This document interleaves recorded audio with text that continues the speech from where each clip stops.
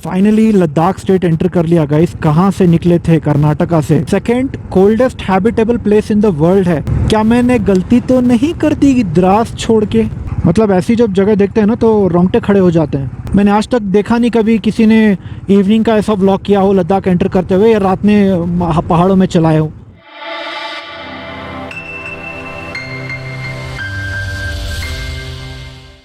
तो जी जोजिला पास successfully cross कर दिया सुलेमान ने। ये वादियों का नज़ारा। चलिए आगे बढ़ते हैं। ओह सॉरी गाइस, एक्चुअली यहाँ पे ना ब्लास्ट होने वाला है डायनामाइट का, तो मैंने ध्यान ही नहीं दिया। मेरा SD कार्ड फुल हो गया था। सॉरी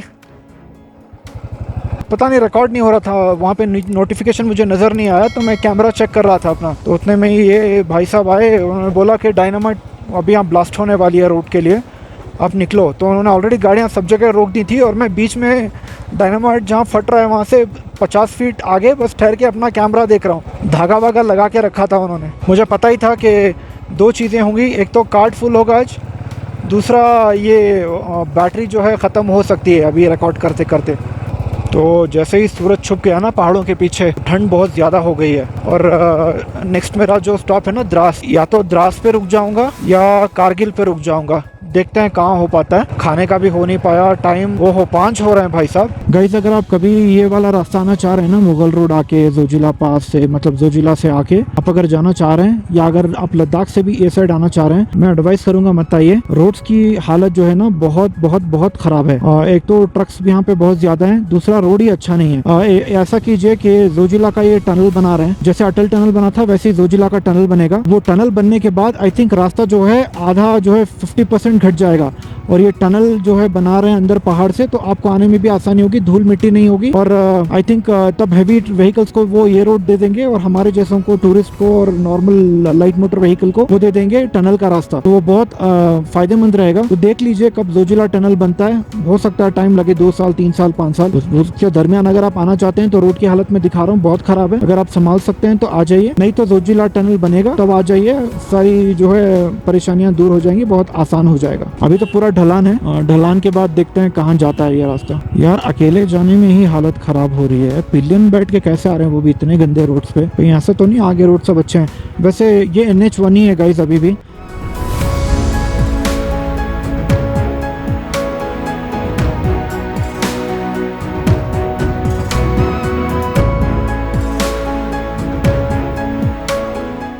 सामने की पहाड़ियाँ देखिए कितनी खूबसूरत हैं, और उस पे ना लाइंस पड़े हैं ऐसे ऐसे, बहुत अच्छे लग रहे हैं।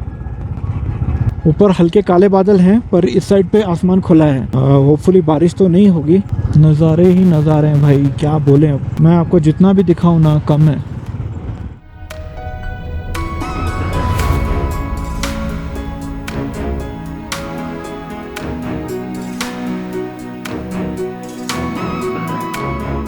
ये जो सारी खुली जगहें आपको दिख रही है ना, आप यहाँ रैंडमली कहीं पे भी कैंपिंग कर सकते हैं। अगर रात में लेट हो गया और आप यहाँ पे हैं तो आप कहीं पे भी कैंप कर सकते हैं। ऐसा कोई यहाँ रेस्ट्रिक्शन या वो नहीं है, कोई डिफेंस एरिया भी नहीं है। ये लोकलाइट्स ने बताया था मुझे कि कर सकते हैं, बहुत जगह रहती है। बाकी मजबूरी है, अब यहाँ ना होटल है ना रूम है, कोई बंदा रात बेरात आया है, कैसे फिर वो रुके। जोजिला टनल ईस्टर्न पोर्टल, तो मेरे ख्याल से लिफ्ट में जो टनल है ना यहाँ फूटेगा, यहाँ कहीं तो वो टनल फूटेगी और फिर उसके बाद जो है यहाँ से एग्जिट होगा। ईस्ट है वेस्ट है, 2 रुख हैं इस टनल के। वहाँ पे शाफ्ट के लिए भी वो बीच में कर रहे हैं कुछ ब्लास्टिंग, हवा आने के लिए। तो वहाँ पे लिखा हुआ था ईस्टर्न पोर्टल का ईस्टर्न शाफ्ट वेस्ट शाफ्ट करके बोल के वहाँ था। तो पहले शाफ्ट बना रहे हैं वो, फिर ड्रिल करके रास्ता बनाएंगे। ओहो भाई साहब, इस नदी का पानी काला है। कौन सी नदी है? मैप पे कहीं लिखा हुआ नहीं आ रहा है, मैं चेक करके स्क्रीन पे नीचे डाल दूँगा अगर पता चलता है तो। वैसे सिंध नदी ही होगी, क्योंकि सिंध नदी का पानी मैंने देखा था कि काला था। तो गाइस एक अपडेट दे दूं, ये लद्दाख स्टेट की अभी एंट्री हो रही है। ये जो सामने आप देख रहे हैं ना, ये कोरोना का टेस्टिंग सेंटर है। रैपिड एंटीजन करेंगे और यहाँ पे जो आप 2 बंदे दिख रहे हैं वो आपका RT-PCR रिपोर्ट टेस्ट करेंगे। RT-PCR रिपोर्ट आपका वैलिड है। जो छोटा डिब्बा आपको काउंटर दिख रहा है वहाँ जाना है, आपको अपनी डिटेल फिल करानी है, वो ऐसा सील मारेंगे आपके हाथ पे, सील ये हो जाएगा तो आप एंटर कर सकते हैं लद्दाख। तो बस यही हुआ, यहाँ लद्दाख स्टेट की एंट्री यहाँ से होती है, शुरुआत होती है। आप पहले ये नज़ारे देख लो, वैली कितनी मस्त है।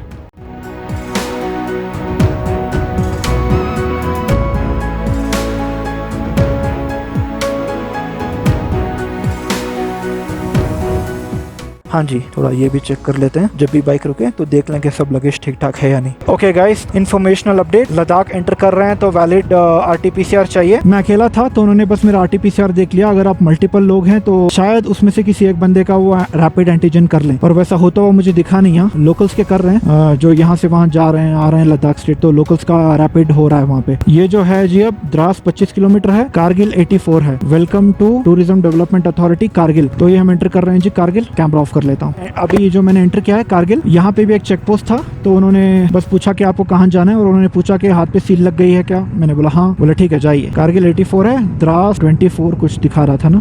तो चलिए देखते हैं आज का ठिकाना हमारा कहाँ लगता है। और यहाँ से रोड अब सारे अच्छे हैं। टाइम हो रहे हैं 5:30। मैंने लद्दाख एंटर कर दिया, कारगिल डिस्ट्रिक्ट में हूँ। तो चलते हैं आगे। ले का मुझे पता नहीं गई, 295 किलोमीटर दिखा रहा है, कहाँ जा पाएंगे ले। रात के 11 साढ़े 11 बज जाएंगे ले पहुँचते पहुँचते। खूबसूरती ही खूबसूरती है मतलब।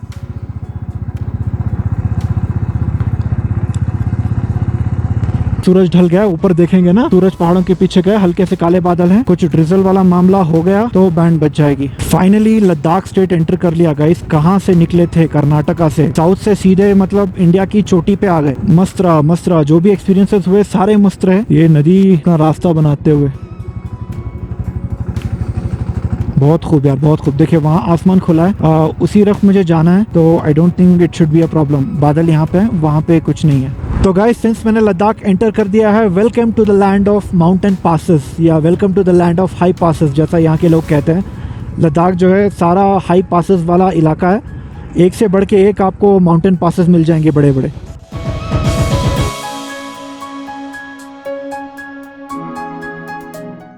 अभी भी इतने राइडर्स जा रहे हैं लद्दाख के लिए, मतलब सितंबर में तो ऑफ सीज़न होना चाहिए। लगता है ये जो फंडा है वो आम हो गया है सब में कि हाँ सितंबर में भीड़ नहीं रहेगी तो सितंबर में चलेंगे। ये सोच के सब सितंबर में जा रहे हैं, तो सितंबर भी वही भीड़ वाला हो जाएगा। पर ये सही होता है क्योंकि बर्फ़ सारी जो है ना पिघल जाती है सितंबर में, तो उसके बाद उतनी ठंड नहीं महसूस होती हवा में, और धूप भी रहती है, लोग भी थोड़े से कम होते हैं, सही रहता है। द्रास 19 किलोमीटर है अभी।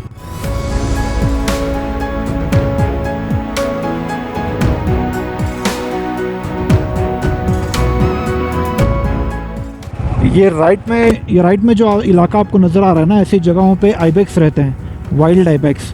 मतलब वो शीप जैसे जिनकी सींग जो है वो घूमी होती है ना, वो वाइल्ड आइबेक्स होते हैं। तो उनका, और जो स्नो लेपर्ड्स होते हैं ना, स्नो लेपर्ड्स, उनका इलाका पूरा जो है होता है। आपको पता भी नहीं, वो ऐसे रंग के होते हैं कि ऐसी मिट्टी और पहाड़ के रंग के होंगे, पता भी नहीं चलेगा कि वो हैं।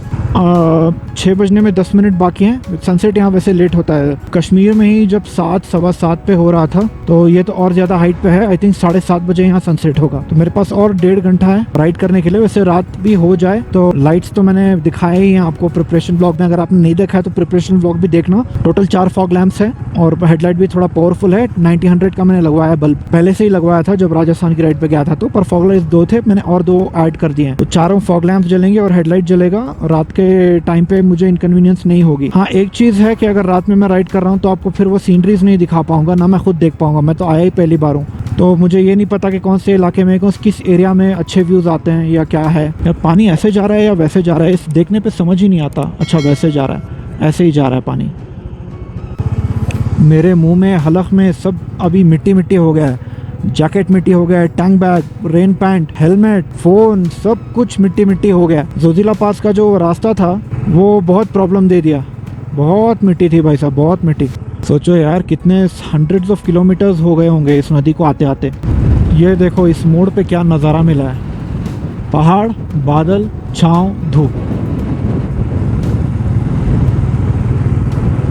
ये ऐसे कैमरे में तो समझने मुझे पता नहीं कितना आ रहा होगा, और जब लाइव आंखों से देख रहे हैं ना भाई साहब, कमाल है। अच्छा, ये जो दीवार आपको दिख रही है ना गाइस, ये टूटी हुई दीवार है ना। ये जब कारगिल की वॉर हुई थी तो पाकिस्तान ने वहाँ से हमला किया था, वहाँ से वो हमला कर रहे थे। दीवार तब बनाई गई थी ताकि मिलिट्री के कॉन्वॉयज़ और जनरल पब्लिक यहाँ से पास हो सके, और वहाँ से पाकिस्तानी फ़ौज हमला करे तो होना। फिर भी इतने दीवार उस टाइम पे डैमेज हुए हैं, तो तब से अब तक ऐसे ही छोड़ दिए गए हैं कारगिल की वॉर के बाद। देखो कितनी मोटी मोटी दीवारें बनाई हैं, और इतनी दूर से, मतलब पहाड़ की वहाँ चोटी से। आई थिंक टाइगर हिल वहीं कहीं है, वहाँ वो होगा टाइगर हिल या वो होगा, कहीं 2 में से एक तो है टाइगर हिल। तो वहाँ से पाकिस्तानी फ़ौज ने हमला किया है। बाफर से या टैंक से या जैसे भी किया हो करके उन्होंने वो दीवार तोड़ी है सारी। भाई एक फ़ोटो तो बनता है, थोड़ा साइड में लगा लेते हैं, टर्निंग में कोई ठोक वोक ना दे। यहाँ से एक फ़ोटो बनता है।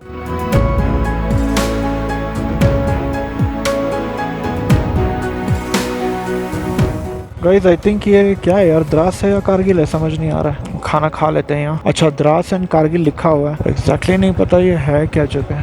चलिए ज़्यादा सोचते नहीं है, बस खा लेते हैं कहीं भी। राइट गाइस, तो अगर टाइम हो रहा है शाम के 6:40, ले है अभी 270 किलोमीटर। मैं अभी द्रास में हूँ, लंच के लिए रुका था। लंच का टाइम हो गया इसलिए यहाँ खाने के लिए कुछ मिला नहीं प्रॉपर लंच। चिकन का कुछ नूडल चाउमीन कुछ बोल रहे थे, मुझे नॉनवेज खाना नहीं था। मैंने क्या किया, वैसे भी चाय का टाइम था तो मैंने बोला चाय दे दो, और वो जो कश्मीरी वो ब्रेड आती है ना पफ जैसी, कचौरी बोलते हैं वो इसको, वो और मटरी खा ली। मुझे आगे निकलना है कारगिल के लिए। ये पहले द्रास आया था, तो द्रास की गलियां आप देख लें, होटल्स हैं, गेस्ट हाउस हैं, और ये कोई होटल मेडोस है। इसका ऐड मैं बहुत पहले से देखता आ रहा था, hotel Meadows Ladakh, bikers room, wifi, rest room. और अभी यहाँ रुकना नहीं है ना मुझे, तो आगे बढ़ते हैं। अच्छा कारगिल में कोई होटल वोटल होता है क्या? ऐसे निकल जा रहा हूँ मैं पागल जैसे। चलिए देख लेंगे, इतना लंबा सफ़र तय किया है, ये भी कर ही लेंगे। ठंड बढ़ रही है गाइस, बढ़ रही है। अगर अंधेरा हो जाता है तो फॉग लैम्प स्टार्ट कर लूंगा मैं। ये जो द्रास है ना, अभी एक नोटिफिकेशन पढ़ा मैंने, second coldest habitable place in the world है। इसका जो हाईएस्ट नेगेटिव टेम्परेचर है वो -60 तक गया है, तो दुनिया की सेकेंड कोल्डेस्ट प्लेस है। और मैं यहाँ पागल जैसे सनसेट के बाद जा रहा हूँ। मतलब मौसम नहीं है अभी ठंड का, पर फिर भी अगर ठंड के मौसम में -60 तक गया है एक टाइम पर, तो आज भी अच्छा खासा जाता ही होगा ठंड के मौसम में। और अब नॉर्मल मतलब मौसम है, यहाँ धूप निकली हुई है, पर तो शाम के टाइम पे तो कम से कम 0 तो जाएगा ही जाएगा। क्या मैंने गलती तो नहीं कर दी द्रास छोड़ के?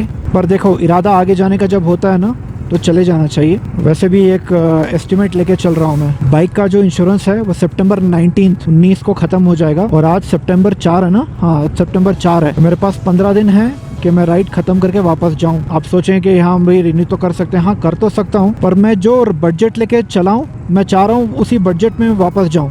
मैं ये देखना चाह रहा हूं कि जिस हिसाब से मैंने बजट प्लानिंग की है उसमें मेरा कितना परफेक्टली सारा कुछ एक्सपेंस बैठता है। और वैसे भी 269 कुछ है ले। अब आप सोचो मैं कल सुबह निकलूंगा, 269 तो एक दिन में नहीं कवर होगा, फिर से कहीं स्टॉप लेना पड़ेगा लामा यूरू में या कहीं पर। वो मैं नहीं चाह रहा हूँ। या तो मैं आज ही ले कर दूं, रात के 11:30-12 बज जाएंगे, वो सेंस नहीं बनता। हो सकता है बीच में कोई पुलिस चेक पोस्ट और वो बोले कि भाई रात के इतने बजे आप नहीं जा सकते, मुड़ जाओ। आपको दिन में बोल रहा था ना, मुझे लग रहा है कि गाड़ी का पिकअप नहीं हो रहा है, तो मेरा अंदाजा सही था। गाड़ी मैंने बहुत चला दी थी, हीट हो गई थी, इसलिए वो रेस्पॉन्स उतना अच्छा नहीं था। रेस्पॉन्स अच्छा था, आराम से मैं 3rd-4th गियर में भी चढ़ाई चढ़ रहा था, तो चढ़ रही थी गाड़ी, तो पिकअप उस हिसाब से तो अच्छा ही है। पर मैंने अभी आधा घंटा ब्रेक लिया ना, चाय पी मैंने, और बाइक भी, उसको भी, सुलेमान को भी रेस्ट दे दिया थोड़ा। आगे पता नहीं और कितना चलाना पड़े मुझे, तो इसको रेस्ट दे दिया। तो अभी जो है ना वापस बैक टू नॉर्मल हो गया ये। तो अभी मुझे समझ आ गया, बाइक अगर मैं चला रहा हूँ, जब से मैं बैंगलोर से निकला हूँ, मैं हर 2-3 घंटे में, मैक्सिमम 3 घंटे में तो मैं स्टॉप कर दे रहा था बाइक, ताकि बाइक भी थोड़ा कूल डाउन हो जाए। वैसे यहाँ ठंडी हवाएं चल रही हैं, कूल डाउन का ही मसला नहीं है कुछ, पर फिर भी अंदर पार्ट्स फ्रिक्शन होते हैं तो गर्मी तो होती है, हीट प्रोड्यूस होती है। तो अब से जो है सिचुएशन जैसा भी हो, हर 2-3 घंटे में मैं ब्रेक दे दिया करूँगा तुझे सुलेमान, अब से तंग नहीं करूँगा ऐसे। तो गाइज आई थिंक कारगिल तो नहीं आया, पर बहुत बड़ा इंडिया का फ्लैग है, जैसे वो वॉर मेमोरियल में होता है। कहीं मैं वॉर मेमोरियल तो नहीं आया इस वक्त पे? अगर मैं पहुंचा हूं तो मुझे अनफॉर्चुनेटली स्किप करना पड़ेगा भाई। हाँ यार आई थिंक ये वॉर मेमोरियल ही है। ओहो नहीं यार, ये तो मुझे देखना था।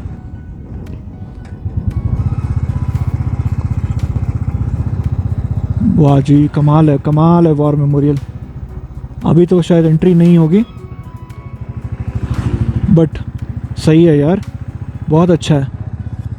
अंदर आई थिंक वो समाधियां हैं या स्टोन, फ्यूनरल स्टोन्स लगाए हुए हैं अंदर। यार ये तो बहुत खूबसूरत था। मतलब ऐसी जब जगह देखते हैं ना तो रोंगटे खड़े हो जाते हैं। पर कोई बात नहीं, हम भी हिंदुस्तान के शेर हैं। रात हो गई है, ठंड भी हो रही है, शेर है ना, आगे ही बढ़ेंगे। फौजी लड़ने में आगे बढ़ते हैं, हम राइडर हैं, हम भी आगे बढ़ेंगे। हर जो काम होता है उसका जज्बा है बस। अभी देखो एक भी गाड़ी नजर नहीं आ रही है। आई थिंक या तो लोग, लास्ट में मैंने देखा थोड़े बाइकर्स रुक गए वहीं पे होटल की रूम लेके, वो ग्रुप्स में आए थे तो चल जाता है। अभी अकेले का देखिए, अकेले आने का यही है, मेरी मर्जी है, मैं चाहूँ तो अभी द्रास में रुक सकता था। अब मैं आगे कारगिल जा रहा हूँ, मुझे समझ नहीं आया ज्यादा, या मैं अगर डिसाइड किया कि नहीं भाई ले ही चलते हैं, तो रात के 11:30-12 होंगे, मैं ले चला जाऊंगा। देखिए वर्स्ट के सिनेरियो में कैंप डाल लूंगा अगर कहीं पे अलाउड रहेगा, या ऐसे किसी की प्रॉपर्टी होगी तो मैं रिक्वेस्ट करूंगा कि मैं रात के लिए कैंप डाल लूँ, अगर वो अलाउ करते हैं। वैसे यहाँ के लोकल्स अलाउ करते हैं, ऐसा कोई प्रॉब्लम नहीं है। वो अलाउ करेंगे तो कैंप डालूंगा, अपना जो है राइड ख़त्म करूँगा मतलब रात ख़त्म करूँगा अपनी, उसके बाद सुबह उठ के आगे बढ़ जाएंगे। अब मैं जाऊंगा नहीं ले वैसे, क्योंकि पहली बार मैं रास्ता जा रहा हूँ। सबसे इंपॉर्टेंट आपको तो नज़ारे दिखाना है, मुझे भी तो देखना है। नदियाँ बह रही हैं, वो हैं, लाइट्स तो मेरे पास हैं, जैसे मैंने बताया बेहिसाब है, हो जाएगा काम, चल जाएगा लाइट से। तो कारगिल तक जो है मैं पहुंच जाऊंगा। अभी ऐसे में ग्रुप में आता कोई बंदा होता जो कॉन्फिडेंट नहीं होता और शाम का भी आगे बढ़ने में, तो बोल देता कि मेरे द्रास में रुक जाते हैं, क्यों जाना आगे, तो बैठ के चले जाएंगे, क्या अर्जेंट है, ऐसा कुछ भी हो सकता है। देखिए मेरा फंडा ये है, मुझे ना गाड़ी चलाते रहने में मजा है, मुझे एक जगह ठहर कर फिर घूमने में मजा नहीं आता ज्यादा। जब तक गाड़ी चल रही है मुझे मतलब मजा आता है। मोटो व्लॉगिंग में मुझे मजा आता है, नॉर्मल व्लॉग्स भी बनाता हूँ, अगर प्रॉपर घूमने के हों तो मजा आता है बनाने में। अब यहाँ मैं रुक रहा हूँ, रात को रुक रहा हूँ, सुबह उठ रहा हूँ, फिर निकल जा रहा हूँ। मतलब जितना टाइम मैं सनसेट के बाद का राइडिंग में निकाल सकता था वो मैं रुक के क्यों निकालूं। और एक बात हमेशा याद रखें, जो होना होता है वो होता ही है, जहाँ आपको रुकना होता है वो नसीब में होता ही है, तो परेशान होने वाली बात नहीं है। बस ये है कि अगर ऐसा आपको लग रहा है, सपोज ये अगर ऐसा रोड नहीं होता, पूरा ऑफ रोड पैच और कंस्ट्रक्शन का पैच होता, तब मैं आगे नहीं बढ़ता। खराब रास्ते रात का टाइम बहुत डेंजरस होते हैं। दिन में ही जब मैं आ रहा था, कितने ही मोड़ पे ऐसा हुआ कि अचानक से कोई आ गया आगे से, और यहाँ के लोग हॉर्न भी नहीं बजाते हैं कॉर्नरिंग पे। कभी गड्ढे में जंप हो जाती है गाड़ी गलती से, या पत्थर पे चढ़ जाती है ना, तो बैलेंस बिगड़ता है हल्का सा। तो ऐसा बहुत बार हुआ जोजिला के पास कि पत्थर पर जंप हुई बाइक और बैलेंस बिगड़ा, तो जल्दी मैंने दोनों पैर टेक दिए, और स्किड होने के भी चांसेस होते हैं। तो ये सारी चीज़ों का ध्यान रखना बहुत ज़रूरी है, और कॉन्फिडेंस होना चाहिए यार। गाड़ी पे मुझे भरोसा है, मुझे अपनी ड्राइविंग पे भरोसा है। मैं आई थिंक 15-18 साल से चला रहा हूँ मैं टू व्हीलर। सबसे पहले पापा की वेस्पा चलाई थी, तब से चला ही रहा हूँ। बहुत छोटा था मैं जब मैंने चलाना शुरू किया था, मेरे तो पैर भी नीचे नहीं लगते थे, एक पैर रखता था मैं वेस्पा पे। उतनी छोटी उम्र से चला रहा हूँ, तो चला के मुझे आदत है बहुत, तो इसलिए मुझे खुद पे कॉन्फिडेंस है, मुझे गाड़ी पे भी कॉन्फिडेंस है, क्योंकि मैंने उसको ऐसे मेंटेन किया है और मैं चलाता हूँ सही तरीके से। ये सब चीज़ें जब होती है ना, तो कलेक्टिवली एक कॉन्फिडेंस देती है कि हाँ भी हो जाएगा, रात भी हो जाए मुझे फ़र्क नहीं पड़ता, मैं चलता रहूँगा आगे। सोलो ट्रैवल का जैसा मैंने बताया ये फ़ायदा है। बाकी हाँ कोई सोच सकता है कि नहीं यार अचानक से पंचर हो जाएगी, रात में कोई रहेगा नहीं, क्या कर लें। भाई देखो, दिन हो रात हो, कुछ भी होना होता है, होगा तो होगा। ऐसा तो नहीं है जिंदगी भर तुम यहीं गाड़ी रख के बैठे रहोगे। जब उसका टाइम आएगा गाड़ी ठीक हो जाएगी, आप आगे बढ़ जाओगे नसीब में जब लिखा होगा। इतना सोचने की क्या जरूरत है। ठीक है, चिल मारो, राइड को एंजॉय करो। दिन में तो सभी करते हैं लद्दाख, मैं ऐसे सनसेट के बाद कर रहा हूँ। ये भी एक जो है यूनिक एक्सपीरियंस है मेरे लिए। मैंने आज तक देखा नहीं कभी किसी ने इवनिंग का ऐसा व्लॉग किया हो लद्दाख एंटर करते हुए, या रात में पहाड़ों में चलाए हो। अब मुझे मौका मिल रहा है, मैं चला रहा हूँ, मुझे मजा आ रहा है। बाकी सबका अपना अपना कंफर्ट लेवल होता है, आप अपने कंफर्ट लेवल के हिसाब से आइए। वैसे ना मैंने शुरुआती व्लॉग्स में बताया था, अगर आपने नहीं देखा है और आप इस वीडियो पे आए हैं तो वो भी व्लॉग्स देखना। क्या कंटेंट अच्छा है, अच्छा ही बनाऊंगा मैं, इसलिए राइड पर चलते चलते नहीं बना रहा हूँ मैं। जल्दबाजी के वीडियो एडिटिंग और अपलोडिंग सही नहीं होता, तसल्ली से जाके बनाऊंगा, अच्छे से वीडियोस एडिट करके अच्छे से बनाऊंगा, ताकि आपको भी देखने में मज़ा मिले, आपको टाइम वेस्ट ना लगे। एक तो इन्फॉर्मेशनल रहे, दूसरा रॉ रहे, देखने में तभी मजा आता है। तो हैविंग सेड दैट, चैनल पे नए हैं तो प्लीज सब्सक्राइब करके बेल आइकन प्रेस कीजिए, दोस्तों को भी सब्सक्राइब करवाइए, वीडियो को लाइक कीजिए, कमेंट कीजिए, फैमिली को दिखाइए। आपको अगर राइड पर जाना है, कोई आपको तो ये देखना है कि सोलो कोई बंदा गया है नहीं, हाँ तो मैं सोलो ही जा रहा हूँ, बैंगलोर से आया हूँ, सोलो ही कर रहा हूँ मैं, तो आप बता सकते हैं, अपनी फैमिली को कन्विंस कीजिए। सबसे पहले तो आप अपने आप को फिट बनाइए, गाड़ी वैसी रखिए, और खुद पे जो है अपना एक्सपीरियंस वैसा रखिए और कॉन्फिडेंट रहिए, तभी जो है ऐसे राइड पर सोलो निकलिए। जब प्रॉपर सनसेट होने को होगा, लाइट्स जला दूंगा मैं, फिर देख लेंगे जो भी होना होगा।